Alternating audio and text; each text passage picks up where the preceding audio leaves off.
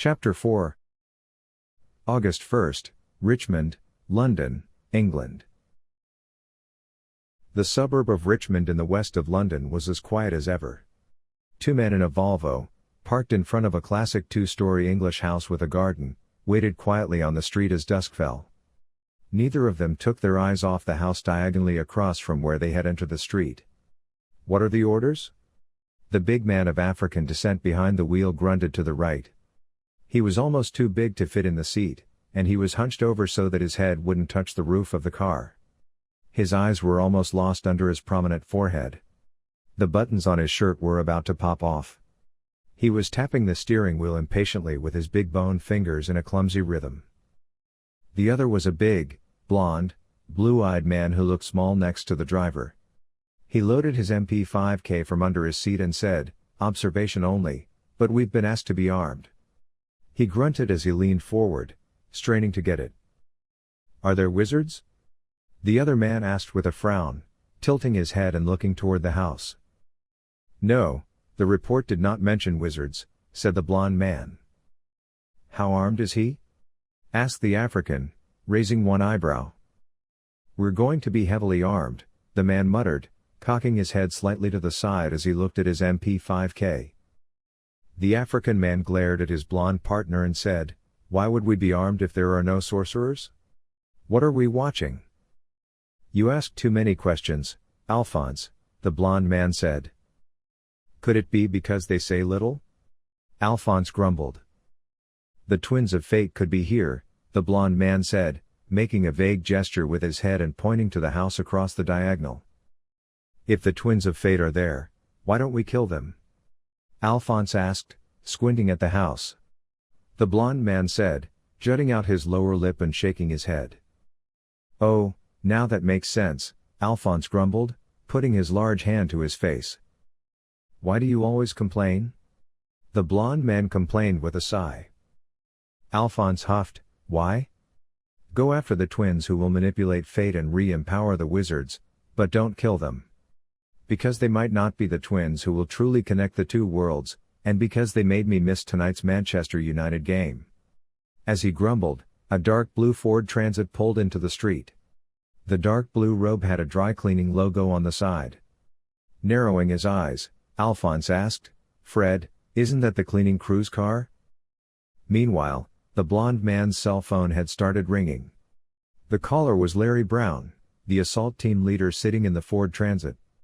"Has there been any movement in the house?" asked the 5'7", green-eyed brunette. He had a muscular body and broad shoulders. He was wearing a Kevlar assault vest over his black overalls. He had pulled the mask on his face down to his chin and was fastening the buckle of the Kevlar helmet on his head. "No, it didn't," Fred said, looking at the car. He was still surprised, no one had mentioned an attack. No one had attacked the safe houses directly since the Russian raid a decade ago. They had raided an apartment in Moscow that was thought to be an enemy meeting place, and it wasn't until two of the assault teams were completely dead that they realized it was a trap. The voice on the other end, filled with the confidence of his training and weapons, asked, "Are you armed and armored?" "We're armed and have bulletproof vests," Fred said, looking at the MP5K under his arm. "You take the knife back," Larry said directly. The six-man assault team got out of the vehicle in rows of 2 or 3. They were all dressed like ASU teams. However, they had no identifying marks on them. The men in black commando suits, Kevlar assault vests, and helmets were holding silenced MP5 SD5s. LED lights and green lasers were mounted on the MP5 SD5s. They all had their guns on their shoulders, ready to fire. They all carried 9mm pistols on their waists. Only the second men of the teams had pump-action horse rifles on their backs. The team members who came to both sides of the door stood behind each other. The team member at the front said, "The front door is ready." Alphonse and Fred had hurried to a spot where they could block the back door. The only door to the small backyard was the kitchen. Alphonse, who had settled behind a thick wooden picnic table set next to an apple tree, pressed the latch on his walkie-talkie and said, "Back door's ready." The second men of the team at the front door came to the door with shotguns on their backs and aimed at the door hinges.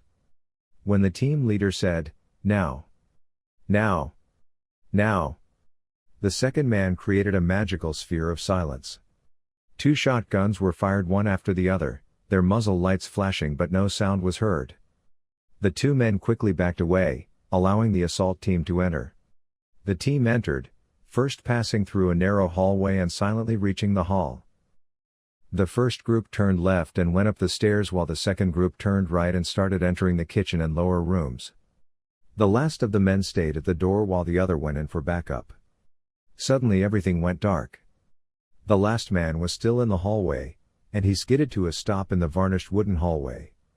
In front of him was a matte black wall. It curved outward as if it were part of a sphere. There was a metallic sound and crackling from his walkie-talkie as the man reached out and put his hand into the darkness. Then the conversation started. "I'm Blue 1. Can anybody see anything?" "I'm on night vision and I can't see anything," said another. Another one asked in a worried tone, "Is that the sphere of darkness?" He was in the hallway and stood before him like a dark curtain. The rest of his team was trapped in that darkness. The sphere of darkness was a spell that could easily be cast by a first or second level wizard or a blackman, but no one had heard the word of command, and it could not darken the entire house. The man who reached for his radio was about to say this when someone in the darkness grabbed his wrist hard and pulled him inward. At the same time, he felt something hit his Kevlar vest and the coldness seeping into him. It was like feeling metal. The man whose face was almost touching the darkness pulled back in fear and saw the 2-finger-wide sword extending from his vest into the darkness. It had his own blood on it. He opened his mouth to warn the others, to ask for help, but he emerged from the darkness as if he were surfacing. The woman, whose skin was so white that it was a contrasting glow in the darkness, had a regular face, even a beautiful one. Her golden hair was pulled back. The man, speechless with astonishment, fell to the ground, while the woman disappeared into the darkness as quickly as she had appeared. Hearing the sound, one of the team members downstairs said, "What's this?" Team leader Larry's voice was heard, "Blue 3, answer, Blue 3, Blue 3. "I think Blue 3 is on the ground," another voice said. "What happened?" Larry asked, hissing angrily through his teeth. Just as the other one was about to say, "I can't see, do you?" his voice suddenly cut off. "Blue 2. Blue 2. Larry's voice could be heard both over the radio and inside the house. Fred, who was wiping the sweat on his lip with the back of his sleeve, realized that his hands were shaking when he saw the tip of his gun move slightly. He looked at Alphonse, who was standing next to him in fear. Alphonse was looking at the house with a stern expression, beads of sweat appeared on his forehead, his pupils were constricted. From time to time, his jaw could be seen clenching. The familiar click of the silencer gun broke the window looking out the back. They both cowered in their hiding places. As another scream came, the kitchen door exploded outward from the weight of the inside and one of the assault team came out clutching his throat. His neck was almost severed. His right hand was missing and blood was spurting everywhere. The man fell to the ground with his pupils rolling upwards. As Alphonse and Fred looked at each other, the kitchen window was also shattered by the gunfire from inside and a high-pitched scream came. However, the scream only lasted 2 seconds and ended as suddenly as it had started. All that was left of the assault team was silence. Alphonse, looking at Fred, had 2 MP5KS in his hands. Their spare magazines were connected to their main magazines with electrical tape. As Alphonse moved towards the kitchen door, the darkness that had blocked the door suddenly disappeared. Fred was right behind Alphonse. Beyond the kitchen door they had entered was a completely different world. The floors and walls were covered in blood. Fred slipped and nearly fell. When they passed through the kitchen and reached the living room, they found 3 commandos from the assault team lying in pieces on the floor. 2 of them had their arms cut off, and the other had their heads. One of the commandos without arms had his throat cut almost to the nape of his neck. The lifeless bodies of the 2 men were still shaking. Alphonse heard a dripping sound in the deathly silence. When he looked in the direction of the sound, he saw blood dripping down to the top of the stairs and to the top of the stairs. Fred, who could not take his eyes off the corpses, had turned almost white. As Alphonse touched Fred's shoulder and mouthed, "Protect me," A shadow moved from one dark corner of the house to another behind them. Neither of them noticed it. The only way to go upstairs was the stairs inside. The two who headed towards the stairs first came to the top of the stairs and searched and checked the gap above. Then Fred went to the top of the stairs and took cover with the wall while Alphonse started to go up the stairs. Fred, who was waiting at the top of the stairs, thought that a shadow was moving on his left side and quickly turned to that side, but there was no movement. He shook his head at Alphonse, who was looking at him. He felt his carotid artery throbbing nervously and his muscles twitching uncontrollably. How his lips had dried up. Just as he was going up the stairs, the shadows he had just looked at extended and moved again, and 3 throwing knives appeared inside.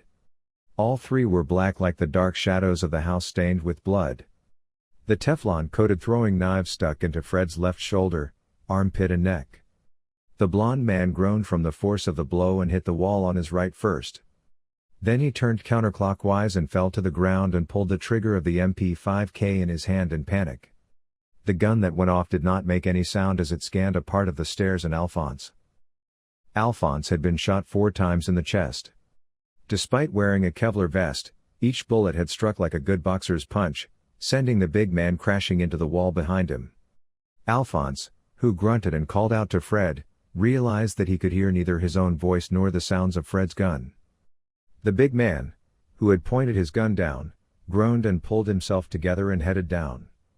At that moment, he thought the shadows below had shifted places and saw small but slow movements.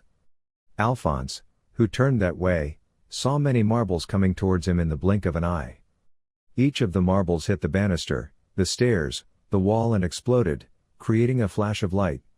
Alphonse, in the deadly silence, pulled the trigger of his gun with dazzling eyes, but all he could hit were empty walls and furniture. He realized from the vibration of his hand that his magazine was empty, but he could not see anything with the spots flying in his eyes. He reached into the pocket of his Kevlar vest, but a small, delicate, deathly cold hand suddenly grabbed his wrist, holding him there for a second. That was just enough time for the monstrous Alphonse to slip a wakizashi under his armpit. Alphonse collapsed, his eyes wide open as if he were trying to see again. The shadows began to take shape as they rose from the ground into the air. The arms and legs separated, and when the colors began to come, they transformed into a blonde woman. The woman with a katana in her hand approached Alphonse's lifeless body with her pale skin, pushed the body back with her loosely tied boots, made it turn on its side and pulled the wakizashi away.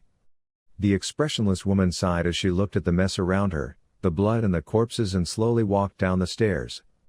She had always wanted to kill the Blackmen, but she knew the result. More Blackmen would come to avenge the dead Blackmen and more blood would be shed. They would all be in shadows and no one would know why they died. Just as they did not know how they lived. This had been the case for centuries. When the blonde woman came to the fireplace of the house, she saw a family photo on the fireplace. In the photo she picked up, her mother and father were smiling next to 2 young men. The children were the grandchildren of Otto von Lonsenrader and, according to rumors, the twins of destiny. One had mysteriously disappeared, while the other was going on vacation to Turkey without knowing what had happened. They were having fun at a bar tonight. They were flying to Turkey for a vacation in the morning. Otto had hidden this so skillfully that the stupid Blackman thought he was still at home.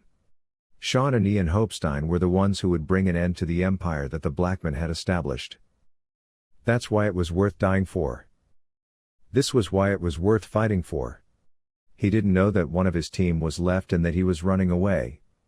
The thin figure in tactical gear, running, got rid of his rifle and tactical vest, pulled off his tucked-in pants, and threw off his ski mask.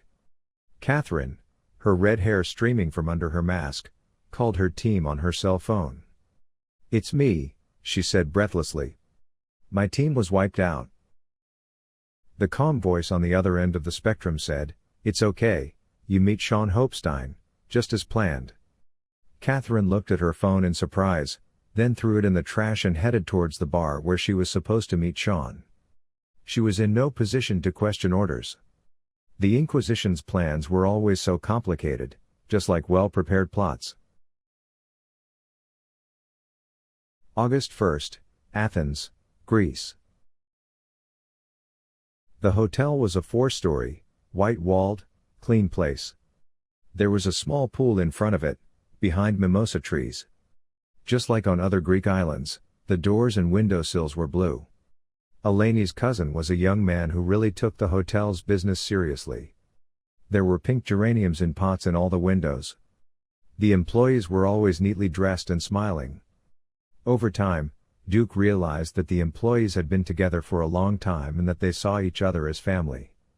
After a while, the customers who came in were inevitably included in this family relationship. That's why when the young waiter said to the bartender, "Give Uncle Duke some raka," for Duke, who ordered fish for dinner, Duke laughed heartily. Raka was an alcoholic drink, usually flavored with aniseed and used in the form of suma, which was obtained through distillation. Grapes that were turned into must were used in its production. After this must was pasteurized, it was fermented with ethyl alcohol and distilled several times. Aniseed was used at the end of these distillations.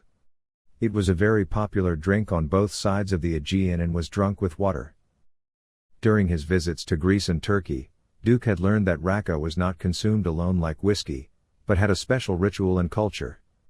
For example, raka was always shared, consumed by talking and mostly sharing one's troubles. It was consumed with appetizers called meze. At the same time, being a good raka drinker was seen as a sign of maturity. Eleni had arrived just before the fish was served. The young woman had combed her short hair back and was wearing a white linen dress. Next to her was an old, pot-bellied man who was smiling just like her. The bushy-mustached man said with a sincere smile on his face, "Good evening." He had thick-fingered hands and tanned skin. "Duke, this is Mr. Simitis, Mr. Simitis, this is Mr. Duke Perry, a reporter for the New York Times, and the lady is his assistant reporter, Joanna Swanson," Eleni said in Greek. Duke smiled and nodded in greeting to Simitis. "Mr. Simitis doesn't speak English. So I'll help you," Eleni said, smiling and very diplomatic. Eleni's measured movements told Duke that Simitis actually spoke English quite well. Duke nodded again and asked, speaking slowly and clearly, "So why is Mr. Simitis here?" Mr. Simitis helped the former residents of the camp we visited today cross into Syria, Eleni said, smiling. "Help?" Duke asked with a smile. His voice and delivery almost matched Eleni's tone. Trying not to smile, Eleni said, "Yes, Mr. Simitis is one of the oldest smugglers in Greece," then turned to the old man and relayed what she had said. The man smiled and confirmed it, then Eleni translated what she had said again. Of course, he usually does this job by transporting people from that side to here. That is, from the other side of the Aegean to this side. "You know, there are a lot of Middle Eastern people trying to migrate to Europe," she said, making gestures with her hands to support her speech. Duke tried to smile as much as possible. Appearing sympathetic and respectful always worked in these situations, but in this part of the world, a man also had to be dignified. Raising one eyebrow, he asked seriously, "I see, but where did he transport it to this time?" Eleni asked the old man this question and said, "To Syria." "How many?" Duke asked, turning the decanter and glasses they hadn't used yet on the table and pouring them raka. 350 people, 200 of them armed," Eleni said, rephrasing the questions and translating the answers. Eleni paused, listening to Simitis and translating simultaneously. "But they were all dangerous," she added. "All dangerous?" repeated the Duke, tilting his head curiously. "From the hand of a woman on the deck of the Simitis ship," he said, looking at Simitis. Eleni looked at the old man and asked him the same thing in Greek over and over again, while the man gave the same answer over and over again. With an expression on his face that Eleni could not understand, she said, "Well, the woman has lightning coming out of her hand," with an expression she did not know how to explain. Duke looked at Eleni curiously and asked, "What do you mean, like a stun gun?" Eleni's eyes were wide. She shook her head in surprise and said, "No, like Zeus." Zeus was the most powerful and important god in Greek mythology. He was the god of the sky, lightning and thunder. He was often mentioned and depicted with a lightning bolt in his hand. "This is getting more and more interesting," Joanna said, downing the last few sips of raka in her glass. Simitis picked up his old cell phone. He squinted his eyes and turned the phone away from him, grunting when he couldn't see the numbers. He took a pair of reading glasses from his jacket pocket, put them on, and found the name he was looking for on his cell phone. The voice on the phone had the echo and crackle of international conversations. "It's been a long time, old fox," the voice on the other end said in English. "It really did happen. I spoke to reporters. They're going to Syria," Simitis said with a laugh, in perfect English. The voice on the other end asked, "How did they respond to what you told them?" Simitis shrugged and gestured as if the person he was talking to on the phone could see him. He said, "Of course they didn't believe me, but that still doesn't change the fact that they're going to Syria." Then he paused and said, "Otto, are you sure you really want to do this?" "Simitis, you know what's coming. We can't stop them, but we can save as many as we can," Otto von Lonsenrader said with a deep sigh. "For God's sake, you've always been as old as a wise plane tree, and you haven't changed a bit." Simitis retorted, "You're still willing to sacrifice everything to save people you've never met. What about the Foundation? Isn't that why guards were trained?" He growled. "War is not won without sacrifice, old friend. Besides, those of us who hide in the shadows will be unreachable by the time it's too late," Otto said with a laugh on the other side. "I hope you're right," Simitis grumbled.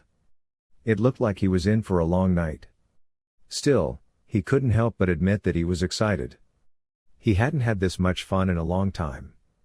The age of chaos was finally coming, and his only regret was that it hadn't happened when he was young. August 1st, Thornwood, New York, USA. The man riding a KTM motorcycle was traveling on the asphalt towards upstate New York on NY 23A.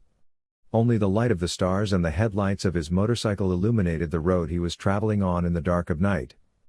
The driver slowed the motorcycle to a stop on the double yellow lines on the asphalt.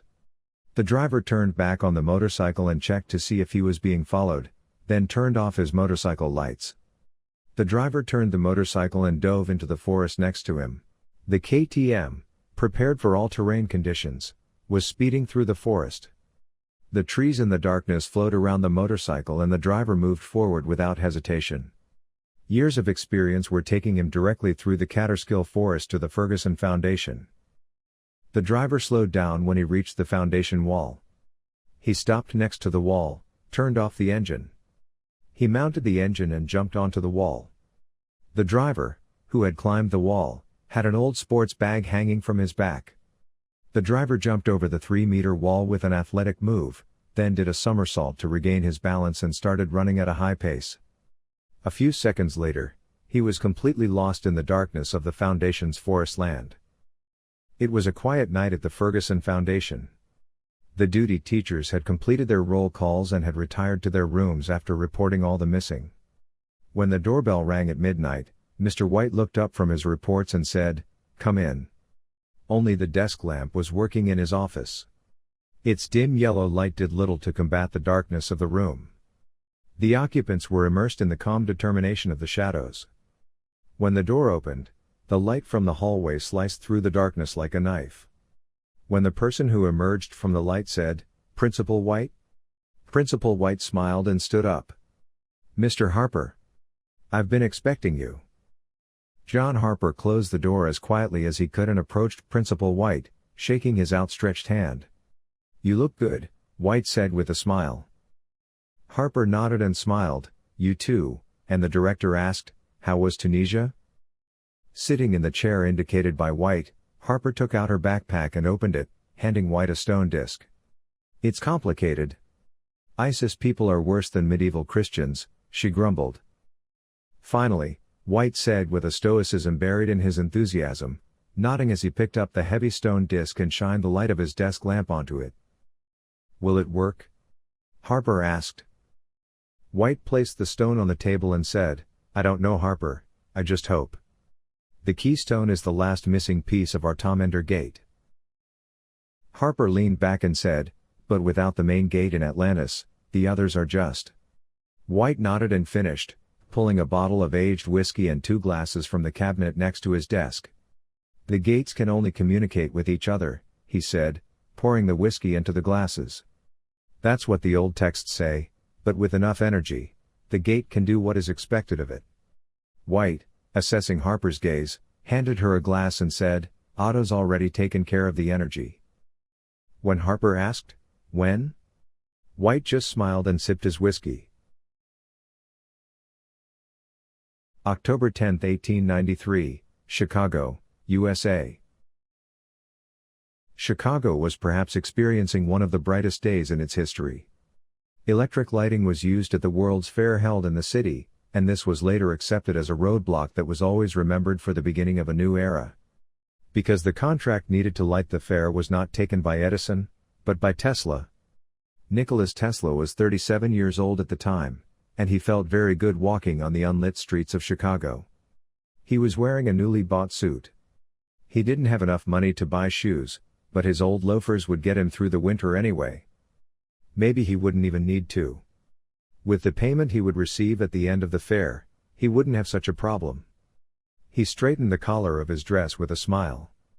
Everything aside, at least this was a nice revenge on Edison. Because this young man of Serbian origin had worked for Edison when he first came to America and had been ripped off by him again. This caused Tesla to resign and enter into a courageous competition against Edison, who had started to become a giant at that time. As the tall, thin, dark-skinned Serbian man continued down the street, smoothing his mustache, he noticed that he was not alone in the echoing footsteps of an apartment building up ahead. Nicholas Tesla was an engineer, not a spy or an adventurer. So his first move was to turn around and look back.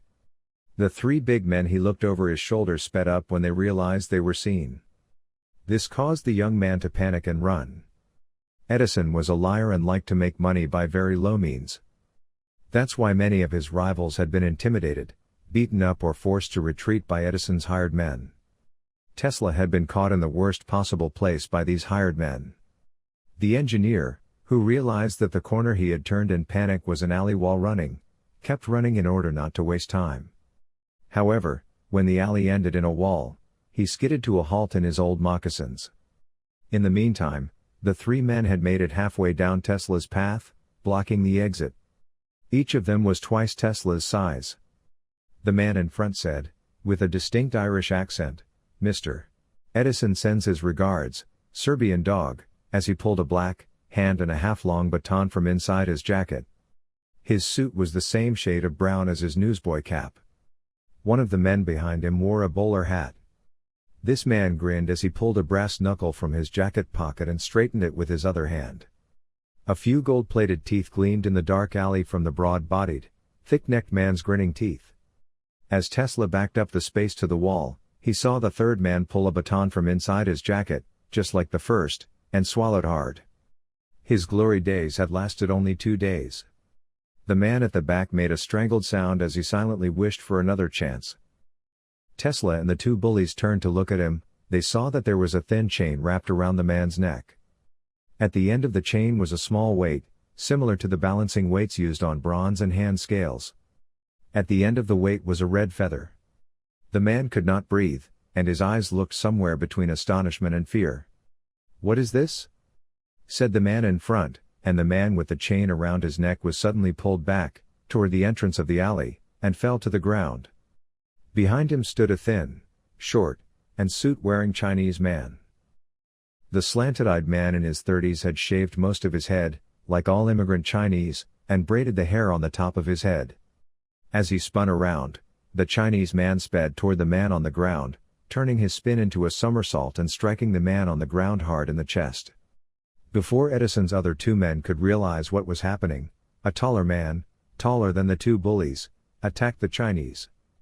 He was very fast and strong. His blonde hair was almost silver. Grabbing both men by the throat, this man pulled them from their places as if their weight did not matter and threw them against the wall behind Tesla. Both men slid unconscious to the ground. The big man said to the pale-faced engineer standing next to him, "Nikola Tesla?" When Tesla nodded, the big man pointed to a carriage at the end of the street and said in Serbian, "My boss wants to see you." Tesla walked towards the carriage in front of two strange men. The carriage driver greeted Tesla with his hat and opened the door of the luxurious carriage. Tesla got into the carriage, which was quite delicate and pulled by four black horses. There was an old man in a white suit in front of him. He had left his wide-brimmed hat on the seat next to him. After gesturing to Tesla to sit down, he said, "I hope you are not angry with me for interrupting a private discussion, Mr. Tesla." Tesla fixed his disheveled hair and leaned back in the chair. "On the contrary, I am quite pleased," he said, while the man in the white suit nodded with a smile. "Mr. Tesla, I saw your success at the fair. Even if it weren't for that, what you were able to do before would have made me choose you. I would like to ask for your consultancy service on a matter. However, unfortunately, you will have to come to New York for this consultancy service," he said, taking a long portfolio out of his jacket pocket and giving him a stack of $100 bills. Tesla had never seen a $100 bill before. The 1890 bills he was holding were 5 times the amount he would earn at the fair. Tesla looked at the man in white and paused, saying, "When do we have to go, mister?" The old man in the white suit held out his hand and said, "Right away, Mr. Tesla. Right away. By the way, excuse my rudeness. I'm Otto von Lonsenrater." Tesla looked with admiration at the large building built in a forest in upstate New York. The building was still under construction. The Ferguson Foundation was written above the door. Tesla, watching Otto, asked, "What kind of foundation is this, Herr Lonsenrater?" Otto looked over his shoulder at Tesla and said, "A foundation established to ensure that talented young people are not wasted, Mr. Tesla. They will illuminate the coming dark age and be the guardians of the light, while accepting the oil lamp that Mr. Walbeck, the construction manager, held out." He nodded to Tesla and said, "Follow me, please." Tesla followed Otto through the construction site with silent obedience and an observant gaze. He felt uneasy as the narrow staircase spiraled down into the dark, cold, and damp darkness of the lower floors. The sounds of the ongoing construction only echoed muffledly here. When Otto finally stopped, Tesla looked at the large hall in front of them with narrow eyes. Tesla had thought many things along the way about his mysterious savior and the advice the boss would ask of him. But none of his guesses were even remotely close to what he encountered. They were all brought from a temple in Egypt, a great pyramid called Giza, Otto said with a smile. "I owe a great deal to my friend Flinders Petrie for this," he muttered, shaking his head. Tesla took the oil lamp from Otto's hand and played with the small lever that turned the filter, increasing the light. With the increased light, he held the lamp up and asked, "What do you want me to do with this, Herr Lonsenrater?" Otto smiled and said, "I want you to turn it on, Mr. Tesla. Turn it on and forget you did. This will be our little secret." Tesla looked around with his lamp and swallowed, and said, "Yes, I can do that." Nicholas Tesla struggled for a long time to keep his promise to Otto von Lonsenrater. When he finally did, his work left him with a lot of money to spend on his laboratory and headaches that could never be overcome. Tesla remained loyal to his secret even when he died silently and alone in a hotel room in 1943. Among his works that were seized by the Pentagon after his death, there were neither plans nor notes of the project he had carried out for the Foundation. While the two men were sipping their whiskey in the office, the shadow outside pulled his electronic stethoscope from the wall and wrote a short message on the phone in his hand. He sent the message to the phone number that said Prince in his address book, and silently walked away from the hallway like a ghost. One of the loneliest bars in New York was a place called Lunar. If you had lived in the Bronx neighborhood long enough and were of sound mind, you would not go to the bar on the Red Kings cul-de-sac. Because you would have heard a story about it that would scare you in one way or another. Lunar had decor that dated back to the 1920s. It played old blues records, appropriate for the time. Most of its customers were sleepy, white-faced types. They would sit for hours without moving in their shabby clothes. Behind the long table at the bar was a short, fat man. The man, in his late 50s, poured a dark red liquid, much stronger than wine, from a glass wine decanter into a glass in front of a man in his 30s, who was sitting at the end of the L-shaped bar table. The smell of blood wafted through the air as the young man brought it to his lips when his glass was full. But before he could taste it, His cell phone vibrated twice. Finally, the man said, pulling out his phone and smiling at his pale face that looked more like a strain under the dim light. He turned to the fat bartender who was looking at him curiously. "Are those trucks finished loading?" he asked. The fat man's eyes widened in fear, and he just nodded.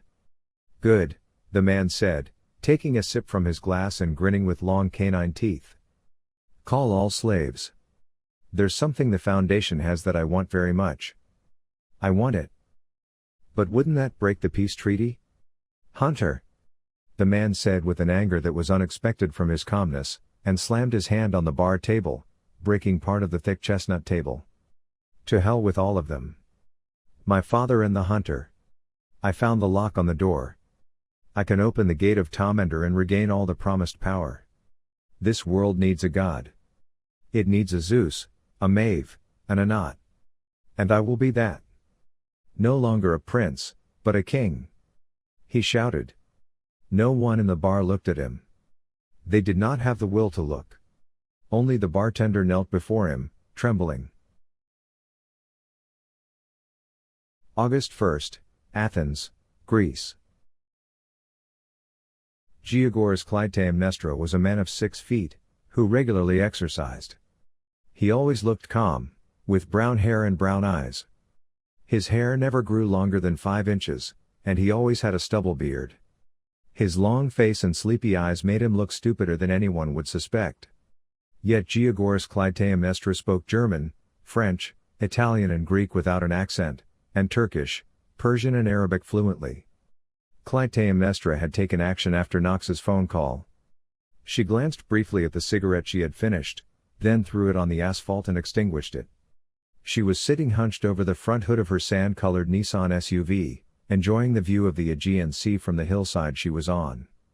It had been an hour and a half since a car had passed on the road, which was covered with pine trees on both sides, at around 11 at night. Clytemnestra was wearing cream-colored trousers with side pockets, a light pastel green shirt with sleeves rolled up to her elbows and a vest with many pockets. The headphone cord coming out of the back of his shirt was reaching towards his ear. A male voice whispered into his ear, "We have a guest." Clytemnestra wore her usual round, rimless glasses. As she adjusted her glasses, they heard the occasional stuttering sound of an old Dodge pickup truck. Clytemnestra smiled and shook her head. It was the old smuggler, Simitis. The blue pickup truck, with its peeling and bubbling paint, stopped and its 3 doors creaked open. Simitis and his 2 guards got out. The guards were carrying MP5s. Clytemnestra lit another cigarette and watched the old smuggler come to her, smiling. The man had millions, but he still drove this old Dodge. The funny thing was, he didn't even take care of it.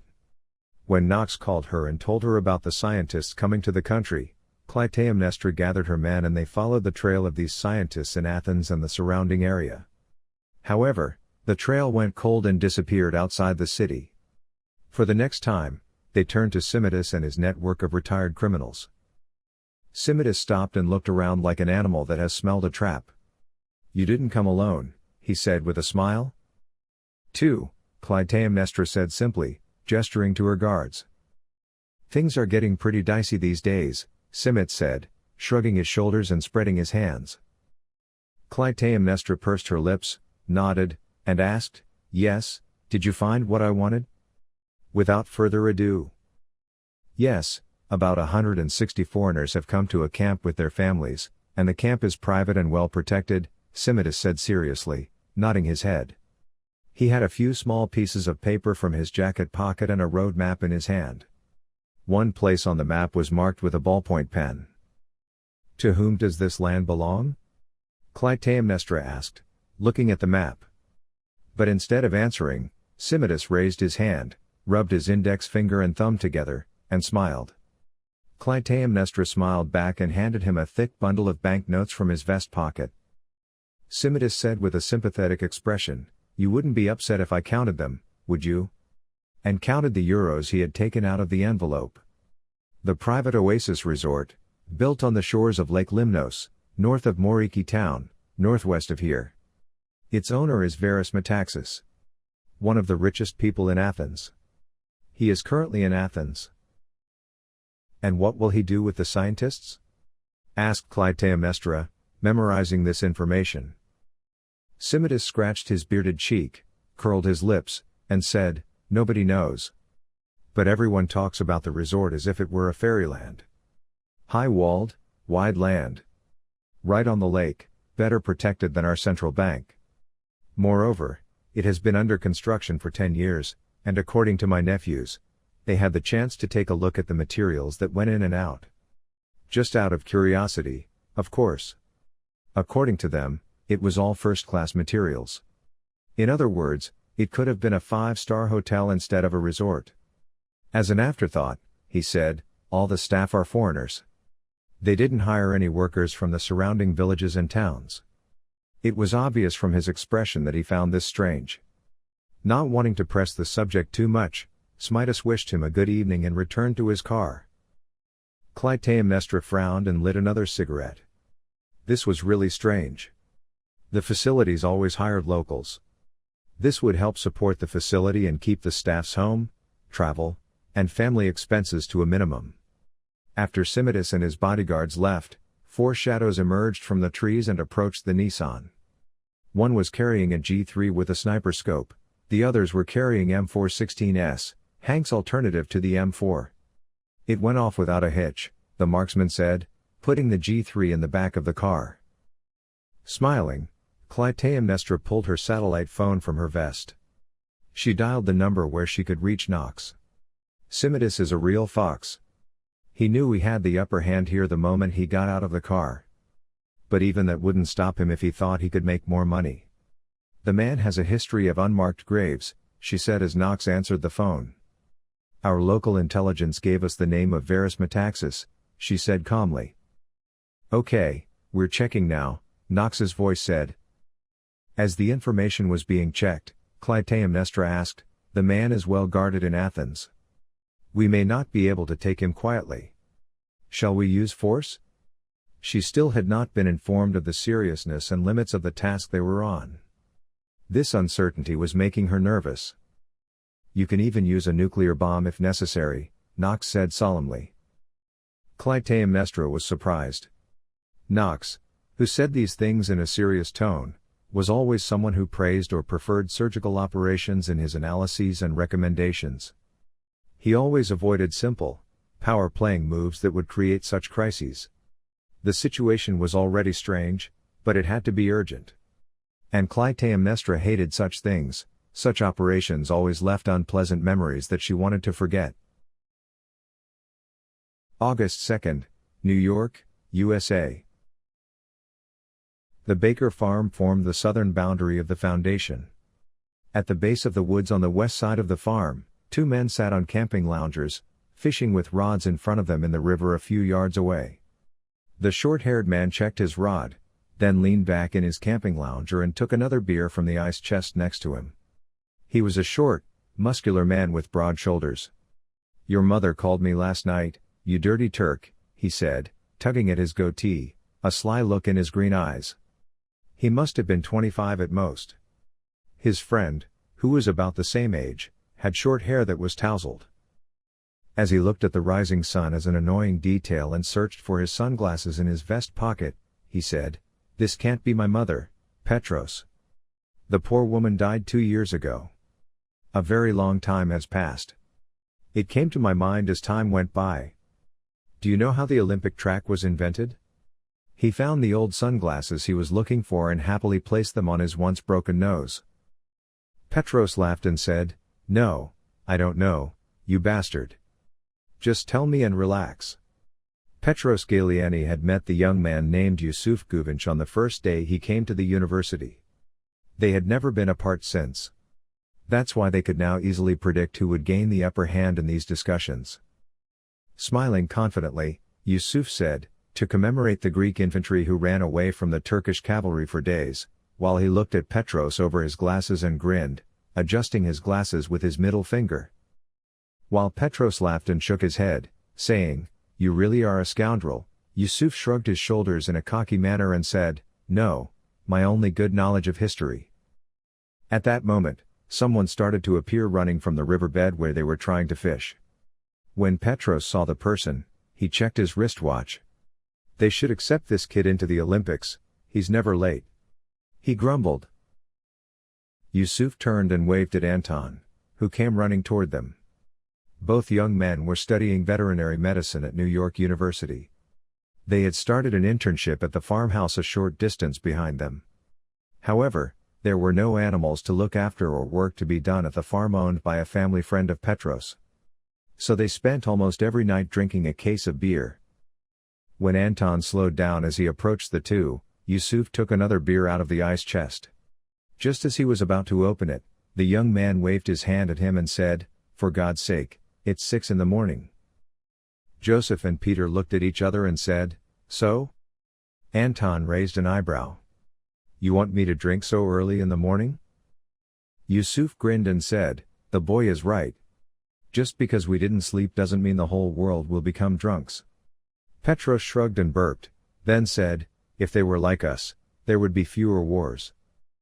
Anton knew that they were from different countries, even from very hostile pasts. He laughed and said, "The man is right," then checked his watch. It was time to head back. He waved goodbye to the two who had sat on the riverbank for 11 hours without catching a single fish before starting to run uphill at a high pace. After taking a shower and having breakfast, Anton got dressed and went to the front of the lecture hall to start his first lesson. Since it was now summer, the number of courses that included basic sciences had decreased, and instead, there were more courses such as survival in nature, botany, farming, and animal husbandry. The Foundation's classrooms were in the buildings at the back of the U-shaped campus. 3 rectangular buildings parallel to each other were filled with classrooms, laboratories, and lecture halls. Anton, who was sitting next to Henry as usual, was laughingly talking about his morning experiences when Kate entered the hall and he couldn't help but sigh. Henry, noticing this, shook his head with a smile. Right after Kate, someone they had never seen before entered the classroom wearing the white coat that teachers wear. The young man had short hair and a long beard, and his uniform had nothing to do with a teacher's coat. Next to him was the school principal, Mr. White. White, with the controlled tone of a good teacher, said, "Dear students. Unfortunately, Mr. Phillips has left our foundation for family reasons. Due to the seriousness of his situation, he could not stay to say goodbye to you. It is my duty to introduce you to your new teacher, who will be teaching you the subjects until the end of this term. Mr. Harper may look young, but he will help you with math just as much as Mr. Phillips. He is also one of us. Once upon a time, when he was your age, Mr. Harper was sitting in those seats," he smiled. Mr. Phillips's sudden departure was as surprising to Anton and Henry as to everyone else. "Now, this is very strange," Henry said, looking at Anton. August 2nd, New Jersey, USA. What's really strange is that the entire team can't even use their weapons, FBI agent Harold Furry said. The African-American man with short, slicked-back white hair pointed to a photo of Thomas Phillips on his computer screen. Agent Simon Fox infiltrated the Ferguson Foundation under the name Thomas Phillips. His handler was Jordan Kane. He spent a year assembling a team for this top-secret operation. The agents who died were all experts, he told the men sitting around the table. "What do we know about the Foundation?" asked the district attorney, Jane Minsfield, calmly, sitting at the end of the table. The blonde woman, wearing horn-rimmed glasses, was tall and slender, with a stern expression. Harold Furry showed the Ferguson Foundation's satellite photos on the screen and said, "The Ferguson Foundation is a source of pride and, more importantly, an advertising example for many insurance companies in the United States. They currently own several hundred acres of land in the Catterskill Forest. They have several hundred branches in the United States and close to 1,000 branches worldwide. Families who insure their children through the foundation secure their children's futures if something happens to them. In other words, if the parents die, the foundation takes care of the children until they become adults, takes them straight to the nearest boarding school, ensures that they get into college, or if they can't, that they start a career in a job that suits their personality. The foundation receives a portion of its income from my children's future insurance. However, an intelligent observer can see that the foundation, which has more than 1,000 campuses worldwide, will not return with insurance money alone. The Ferguson Foundation's main source of money is NISCO companies. NISCO benefits from tax breaks by donating to the foundation. The prosecutor snorted sarcastically and asked, "What about the real thing?" Furry sighed, "In reality, we had a team wiped out to protect whatever it was they were hiding." August 2nd, Nazareth, Israel. At 3 in the morning, the modified Nissan X-Trail pulled up to the side of the road 20 kilometers from Nazareth and stopped. Nazareth, or Nazareth, was a historic town in the Lower Galilee region. The small settlement in the north of modern Israel had a population of around 70,000. The ancient settlement is mentioned in the Bible as the hometown of the Virgin Mary and her husband Joseph, and was one of the most important centers of pilgrimage in Christianity. Although Bethlehem is accepted as the birthplace of Jesus, his hometown is often referred to as Nazareth. In Christian sources, Jesus is sometimes referred to as Jesus of Nazareth, and for this reason, the Christian religion was also called Nazareanism. James Bannett, who was driving the Nissan SUV, was a 6-foot-tall man with dark, wavy hair and a beard. The expression poker face was always used to describe the man, who was known for his expressionlessness. He was the regional manager of a company called Copeler Mech, which sold agricultural equipment. This job allowed the dark, wheat-skinned, bushy-browed, well-formed man to travel comfortably everywhere from Turkey to Egypt. He had followed the scientists who had come to Israel on orders from Langley to Nazareth. Continuing on his way in the morning, Bannett learned that the scientists were spread out among 3 summer camps south, east and west of Nazareth. The camps were holding conferences on the subject of healthy living and communication.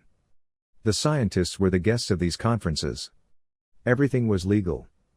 In fact, Bannett had realized that the Israelis knew nothing about the subject. The world's most successful intelligence organization was asleep at the moment. The man checked his GPS and map again, turned at the intersection ahead of him in the Nissan, exited the Nazareth road and entered the road that appeared on his map as a dirt road. Bannett's eyebrows furrowed when he noticed that the dirt road was asphalt. This was usually not a good sign. While serving in Egypt in 2022, he had found the construction of a nuclear facility this way. Bannett, who was following the asphalt with his car, turned off his headlights and parked on the side of the road again when he saw the lights ahead. Bannett, who looked at the lights ahead with the binoculars he took out of his glove compartment, saw a security gate and guards pacing around with long-barreled weapons. He went to the back of the car and took off his outfit, which consisted of gray fabric pants, a white shirt, and patent leather shoes. Instead, he put on smoke-colored pants with side pockets, a t-shirt, and a shirt. After lacing up his Vibram-soled boots, he grabbed a belt around his waist that held his weapons and tools, a Kevlar vest, and his backpack. He took his silenced MP5 SD5 and his silenced Barrett 92F from a long plastic case. He put 3 key rings and a bunch of rubber bands in his pocket. He loaded and cocked his weapons. After putting the necessary tape on his head to attach his night vision device, he hid his car among the trees and started walking toward the facility. James Bannett had quietly approached the facility about half an hour later. There was a work next sign at the entrance to the facility. He took a photo of the sign and uploaded it to the internet. In a minute, the photo and GPS coordinates would reach the CIA's operations room. He picked up a long box from next to his bag. When he pulled it from behind, the wings would open and it would transform into a motorized glider. It was an unmanned aerial vehicle used by SEAL teams.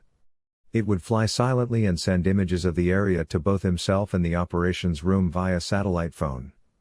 He started the engine and slowly launched the vehicle into the sky, and as it disappeared into the dark sky, he adjusted the remote control on his arm to circle 200 meters in diameter and 150 meters above him. Bannett frowned at the warnings on the 2-meter-high wires. According to the signs, the wires were live. But what he noticed was that there were security cameras and large searchlights positioned every 50 meters. Approaching the electric wires, Bannett made sure he wasn't being followed, then put on his gloves, cut the wires with his multi-purpose pliers, and passed through. Moving through the soft soil in the dark, Bannet paused when he stepped on a hole the size of his foot and examined the ground with his night vision equipment. He curiously examined the small holes, 1 span deep and 1.5 spans in diameter. The holes must have been dug this morning. Taking the fresh soil in his hand and crumbling it, Bannet saw that there was a hole just like this diagonally across. He had seen these holes before. The man in his late 30s had learned how minefields were created in Sarajevo while serving in the army. These holes had been prepared for anti-personnel mines. The holes would probably be filled with mines and closed at the first opportunity. Bannet, grumbling, registered this unpleasant detail in his mind and continued on his way. 2 minutes later, he came to a concrete wall camouflaged with ivy and poplar saplings. The wall was 4 meters high. There were guard towers almost every 100 meters. To avoid a patrol or a busybody tower guard waiting for him beyond the wall, Bannet used his small glider to scale the wall, using one of the poplars as a support. The trees and vines were there to hide the wall. In time, they would be cut down and the walls would be left bare, making it impossible to climb. Allow the guards to patrol and defend. The balconies were accessed by staircases from the now empty towers. Bannet noticed that there were heavy weapon slots in these walls. As he wondered how such a large-scale operation could be kept secret in a country constantly monitored by satellite, he noticed that the top of the walls were painted in different shades of gray. The wall, painted with giant patterns, must have appeared as part of the ground in satellite footage. Bannet heard the small warning signal given by the unmanned aerial vehicle just before he heard the sound of the approaching all-terrain vehicle. Seeing the vehicle approaching from the wide asphalt road behind the wall, Bannet lay down on the wall, face down on the ground, and waited. It was a Humvee that passed. Humvee stood for High Mobility Multi-Purpose Vehicle. In English, it was High Mobility Multi-Purpose Wheeled Vehicle, HMMWV or Humvee. It was a 4x4 vehicle developed by AM General Company, produced for military use. This vehicle replaced the light-class vehicles previously used by many countries and armies in the U.S. Army service.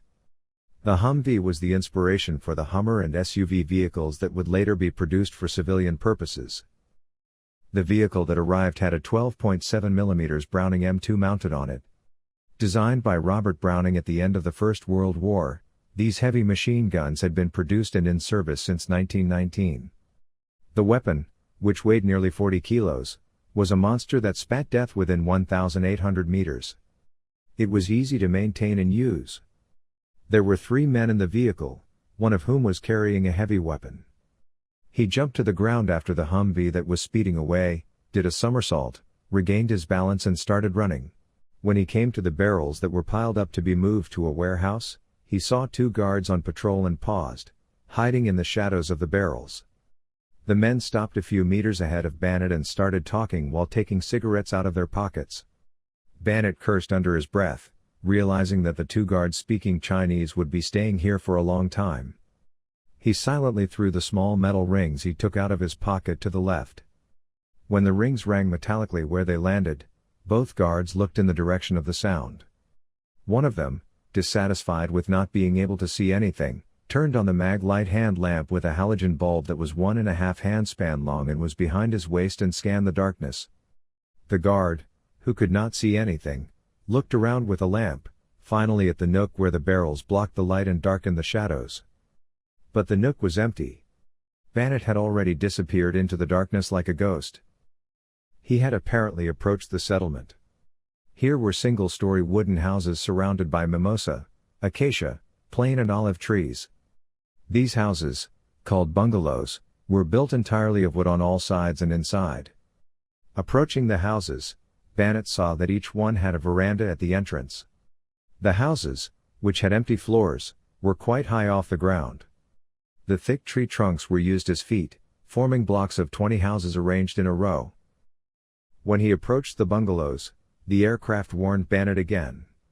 Seeing 2 patrols coming from both his right and left, Bannet cursed his luck and ran towards the house in front of him without slowing down, slipping on the grass in the garden and entering the space under the house. When the patrol stopped and started chatting when they met, he crawled to the other side of the house. The other side of the house looked out onto a large concrete area and the storage buildings behind it. Bannet saw that there was a hustle and bustle in front of the storages. He took his camera out of his bag and started taking pictures of everything that caught his eye. At that moment, the doors of the storage he was watching opened, and the guards who came out of the 60-meter-long building opened on both sides. 6 trucks had entered the camp, moving as close together as possible. When the vehicles, which were moving forward without stopping, entered the warehouse without slowing down, Bannet looked at the warehouse with a frown. There was no way the trucks that entered the warehouse without slowing down could stop in that short distance. Besides, the warehouse could only hold 3 trucks at most if they entered side by side. Bannet grumbled and checked the drone's footage. The patrol had moved away. Bannet, who had emerged from under the house, scanned the concrete ground. There was no chance of approaching the warehouse, whose doors had been closed, without being noticed. He tried to get footage by checking the drone, but he couldn't find a good angle or a window. But he didn't have much time. He quickly returned to where he had been crawling and exited from the other side of the house. Although he admitted that his decision was completely stupid, even a little crazy, the cut wires would be noticed tomorrow, and even if they weren't, they would be mined. It made more sense for Bannet to implement this plan instead of going through the minefield. The patrols couldn't have gone very far anyway. Seeing the 2 slowly advancing, Bannet lightened his steps as he approached the team without slowing down and put the MP5 SD5 on his shoulder. The security personnel were wearing navy blue side-pocketed trousers and navy blue short-sleeved shirts with epaulettes. The men were wearing summer boots and had bulletproof vests that said security in English. As weapons, they carried P228, 9mm pistols on their waists, handcuffs behind their waists and T-shaped batons on their left sides. These batons, called tonfa, formed a T-shape with the hand part attached to a long body. These batons, which were quite effective close combat weapons in a trained hand, were standard equipment in many countries' police forces. The 2 men on patrol did not expect to be attacked in the middle of the camp. So when they heard footsteps coming from behind, their first reaction was to turn in that direction, holding their simple flashlights. Neither of them even reached for their weapons. The first man fell to the ground with holes in his left eye, forehead and right cheekbone, while the other man had 3 holes in his forehead and collapsed next to his friend. Without hesitation, Bannet pulled the men into the shade of a house by burning their vests and began to undress one of the men before his clothes were covered in blood. The first thing he did after changing clothes was to take the radio of one of the men he had killed and press the latch and wrap one of the rubber bands in his pocket around the latch and keep it running. This would give him at least half an hour. Bannet approached the warehouse easily, as he had predicted. He saw 2 security guards approaching him. Both men were fiddling with their radios. Bannet imitated their movements and greeted 2 men who passed by him and absently greeted him while fiddling with his radio. Then he dove through the warehouse door, which was about 4 meters open. The inside of the warehouse was as wide as the outside. Bannet couldn't see any trucks in the area illuminated by the cold white light of the large LED lights. There were only about 10 Humvees parked at an angle of about 30 degrees towards the exit. The vehicles, which were clearly armored, had headlights, flare launchers, and 12.7mm Browning M2s as standard for additional illumination. All of them had spare fuel canisters on their sides and spare tires on their hoods. The first thing Bannet saw was a wide, flat road leading down. It was the mouth of a tunnel. At that moment he saw the guard to the left of the entrance playing with his radio. He had an M4 strapped to his chest. He walked towards the man, smiling. Colio Firmas looked at his radio again and tapped it next to him. He could not pick up any conversation over his crackling radio. The Mexican mercenary guarding the warehouse entrance looked at the uniformed man who had entered the warehouse. He turned to him.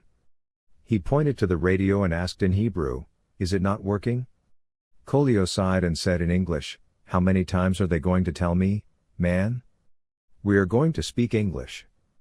Do I speak Spanish?" And he realized he had not seen the man before. He reached for his weapon, but it was too late. Bannet was close enough to be fatal to him. As the guard reached for his weapon, Bannet's hand shot out with a barely perceptible speed, crushing the man's windpipe in an instant. His other hand was in the shape of a fist.